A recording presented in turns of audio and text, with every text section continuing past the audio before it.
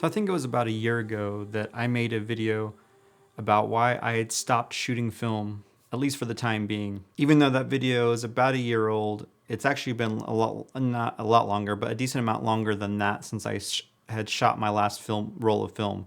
It was sometime in the fall of 2021. And at that time, it wasn't completely a conscious decision. I just started getting really used to shooting with my Fujifilm cameras, and I had less and less of a desire to pick up the film cameras. So that, along with a whole bunch of other reasons that I talked about in that video, are the reasons why I stopped shooting film at the time. That is up until recently.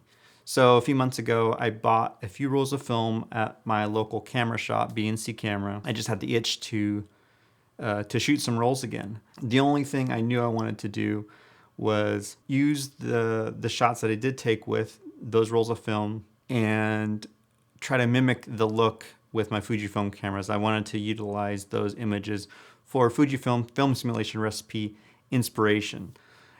I played around with this a lot before. As you know, if you follow my channel, I have a lot of recipes that I've shared on this channel and my blog. But I wanted to start trying to be more purposeful with some of them and try to mimic some of the film stocks, is where I kind of avoided that before. I didn't want to try to mimic anything specific. So I wanted to give that a shot this year. So I decided to start with Portra 400, and I'm not done yet. I'm still in the process of this, but this video is about film. So I want to concentrate on that here. Because as I was shooting this roll and waiting for this roll to be developed and the images come back to me, it got me really thinking about the state of film photography and the role of film photography in my workflow.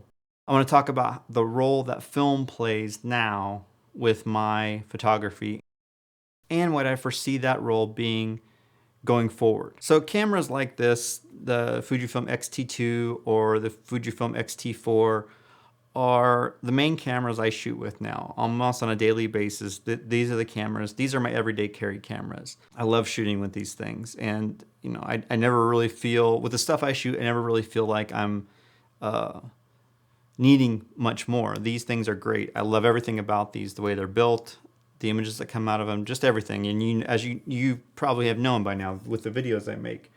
So those cameras are going to continue to be my main cameras. I mean, someday I may switch brands. I have no idea. But right now, Fujifilm cameras are my main creative tool. So how does film play into this role, into my world now? Well, what I've decided is that I'm not going to eliminate film completely as I have the past year, where I went a long break without it. I'm going to slowly incorporate it back in a little bit. But I think even at most, the ratio of film to digital for me will be 90 to 95% digital and 5 to 10% film.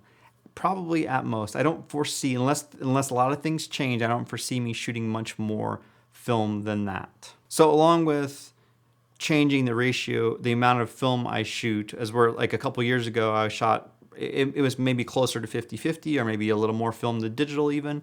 So along with just embracing more digital than film, another big adjustment I've made is that I no longer have a darkroom at home, and I no longer develop any film at home. So that means I need to utilize labs to develop and process the film I shoot. And that's exactly what I did with this first roll of Portra 400 that I shot. I sent this roll of film off to the darkroom. I used them before a long time ago, and just as I remember, they were fantastic. They received and processed the roll extremely efficiently. Not only that, but they have a great website interface for you to download the scans if you choose to have the scans. They will send you small proof prints as well that look amazing. And just the whole experience of working with the darkroom has been fantastic. And I will show you, you'll see close-ups of these images that I have from the darkroom. These came out just so good that I can recommend anyone using the darkroom to process your film and to get prints and scans from them. I want to make a separate video about the darkroom to give them like a dedicated shout out, so I don't want to go too deep into it, but for this role I use the darkroom and they're great. I can't recommend them highly enough. Obviously the darkroom is a great resource. I will continue to use them, but another thing I want to do is try some other film labs across the country. I think it'll be great for me to have some hands-on experience knowing which are the good film labs to use, and I can talk about them in a video series on this channel. So although I won't have as many film videos as I did before, over time I will do some film videos about the different labs I'm trying out and things like that. Another thing I want to try to do, and I think I was always pretty good about this before, but I want to be a little more conscious about it and maybe expand my resources. I want to try to buy my film, when I do buy film, I want to try to buy it from relatively small companies, meaning basically none from Amazon or none from B&H. No offense to Amazon and B&H. I never really bought film from them before, but just the idea that I want to try to buy my film from smaller retailers, and that means my local B&C camera shop will get a lot of my business, but I will try to buy from others as well. Freestylephoto.com, even though they're a big resource, I still consider them in this group because they're one of the great companies helping to keep film alive. So I will support them as well. I've used them before. But just like trying to experiment with different labs across the country, I'm going to try to find different resources for purchasing film. And again, just like the labs, I'll try to find a way to talk about these resources and retailers for film on this channel as well. So I mentioned this before, but I want to dive in a little bit more into why I don't have a darkroom at home and why I'm not going to develop a home anymore. There's actually a lot of reasons for this, and a lot of them are personal. So this is not one of those subjects or statements that I'm instructing or telling other people to do. I just want to give you insight on kind of the thought process I went through and the journey I went through through shooting film, developing, making darkroom prints all in my house to now where I'm not going to do any of that. Let's put money aside. I'm going to talk more about the money factor at the end, which is like one of the biggest things we talk about online on Twitter and on the forums is the cost of film photography. Let's put the money thing aside. Really, time and resources are the two other big factors that caused me to make the decision to get rid of my darkroom and developing chemicals and developing tools at home.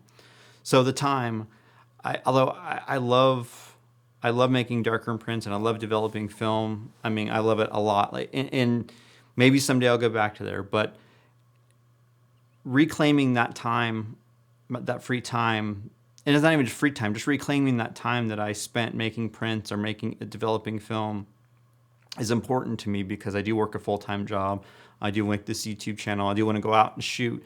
So between a job, making videos, going to make photography itself, I didn't leave myself a ton of time to make prints, to develop the film and whatnot, especially when I have a viable, awesome alternative with my Fujifilm cameras.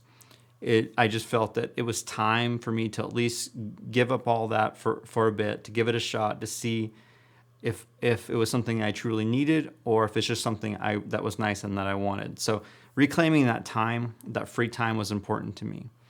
Resources was another factor. And this is multifaceted.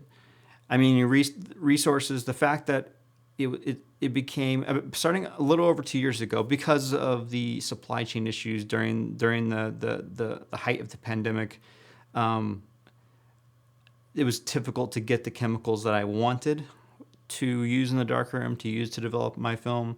And it was also hard to get the paper that I wanted and all of that. It just became a little tough there for a while. And it's probably a little bit better now, but the accessibility to resources became tough. So that slowed me down to begin with, and that kind of got this snowball going of this thought process of me moving away from darkroom and developing at home. Another thing that goes along with resources that's very specific to where I live, and again, another personal choice, is that I live in the Las Vegas, Nevada area, and if you don't know, the western part of the United States has gone through a massive drought the past 20 years overall, and one of the hardest hit elements of that drought has been the Colorado River and all of the water reservoirs that get fed by the Colorado River. And we have one of the largest near our city called Lake Mead. and Lake Mead supplies energy to millions and millions of people in the American Southwest, and is also the source of our drinking water here locally. As the water level of the lake became more dire, there's something in the back of my head that I couldn't continue to justify using as much water as I would need to make the darkroom prints that I want to make anymore. So that water factor was something that played into my decisions, being able to do my part to use as little water as possible. Now, yes, I granted some of that water gets recycled through the water reclamation system here, but still, I couldn't justify using as much water as I would need to make as many prints as I want to any longer. So that kind of goes along with the resources thing. So again, overall, time and resources were two big things that factored in, and time and part of that resources reasoning are very personal choices. And again, these are things I can't make for anyone else.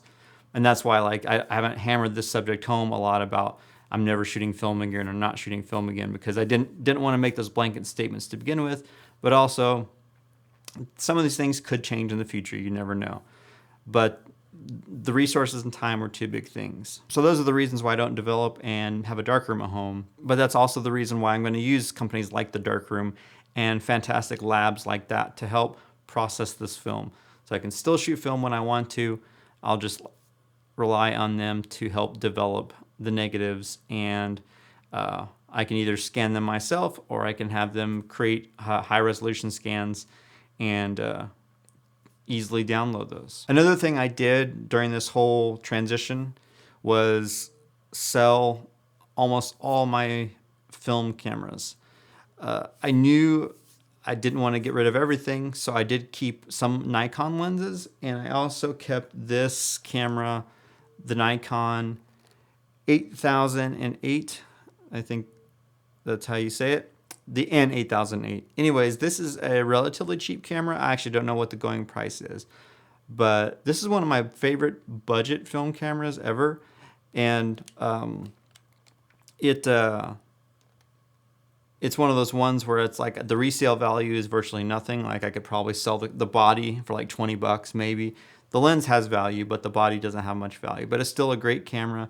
There's a lot I like about it. One of the small things I've talked about before with some other cameras is that it takes a AA batteries, which is always a plus. If you have a camera that you need batteries for, it's always nice to have easy access to batteries, and not having a special camera battery is nice. So AA batteries in here is a great thing. It's actually an autofocus camera, but I have manual focus lenses on there. I like to use it like I might use an f3 or something. It does have a nice, I think it has a cool shutter sound. It's not an old school mechanical shutter sound, but I just like the sound of this one for some reason. So anyways, in terms of camera gear, like I said, I sold pretty much everything, and pared down to this along with my digital stuff. Now, going forward, if I add film gear to my collection again, I have some general goals and purposes in mind. If I add another film camera besides this one to my kit, I'm going to get it to use for one, but along with using it, I need to be happy with that camera sitting on the shelf as decoration, just as much as I am using it. And what I mean by that is if I pay $500 to $600 for a mint f3, or if I decide to dump $2,000 into a used Leica, I need to make sure that I love using it, and I'm okay with keeping it forever, regardless of whether it's used or not. Because I don't think any of us know what the future of film photography is. We all hope it's going to continue and be alive, but none of us know.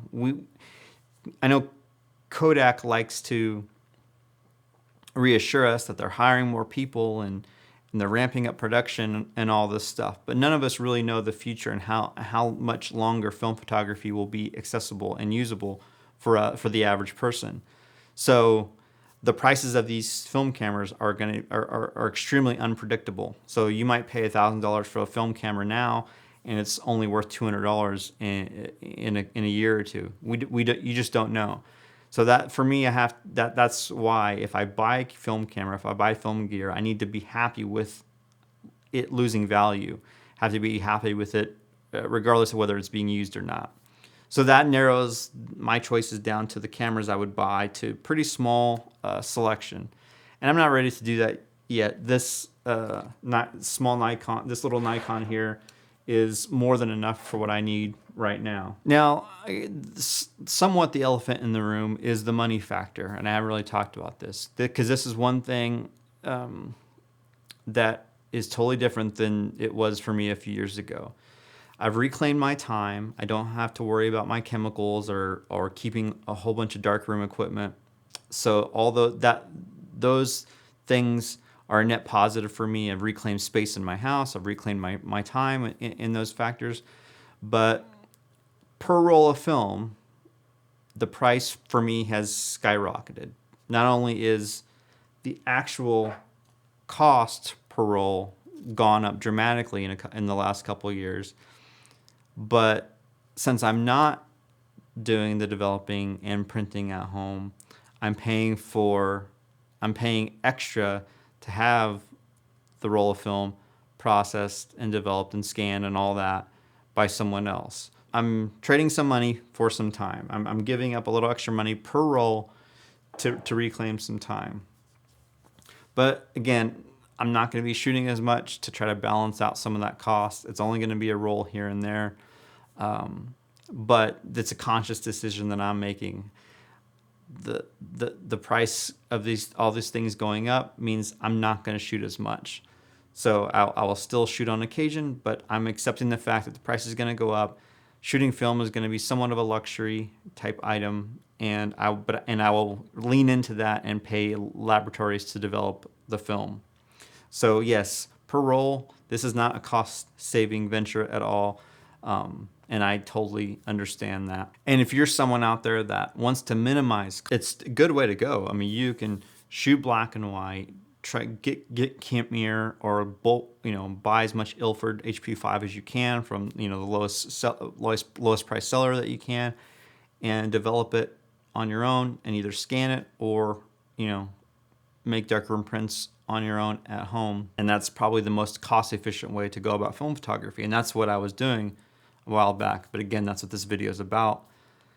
Because of all these factors, I've landed to where I'm at now, where I'll buy the film, have the people develop it for me, and pay the price for that. So overall, I'm treating my film photography, and I've kind of always done this. I'm treating my film photography just as an extension of my digital photography. They're on the same plane in my eyes. I mean, I'm using a camera with manual controls and a lot of times manual focus lenses to compose and take the shots I want to take.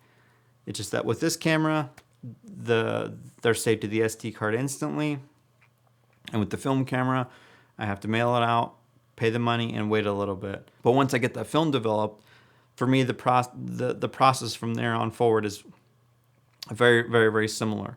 I'm gonna do extra editing in the computer if I need to, and I'm gonna make my own prints on my Epson P700.